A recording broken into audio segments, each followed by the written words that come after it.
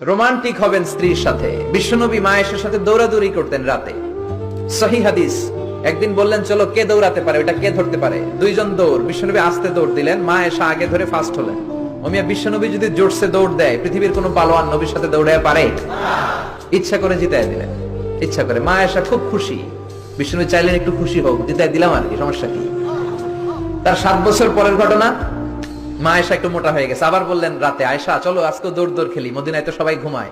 মা আয়েশা মহা খুশি, ভাবছে ওই দিনও হারাইছে, আজকেও হারাবে। বিশ্বনবী মনে মনে বলে আজকে নো চান্স, আজকে চান্স দিব না। তো চলো ওই পিলার ধরি, দুইজনে দৌড়। বিশ্বনবী চান্স দেয় নাই। সাহাবারা বলতেন বিশ্বনবী যদি ঘোড়া হাঁকাতেন, জোরে ঘোড়া হাঁকালে 1-2 মিনিটের ব্যবধানে সাহাবারা বলতেন আমাদের ঘোড়াগুলো পিছনে থাকতো, সামনে দেখতাম আমরা শুধু ধোঁয়া আর ধোঁয়া। বিশ্বনবী ওনার ঘোড়া নিয়ে যে কয় মাইল সামনে চলে গেছে আমরা নিজেরাও জানি না। কি পালোয়ান! মক্কার সবচেয়ে বড় কুস্তিগিরকে 3টা আছাড় মেরেছিলেন উনি।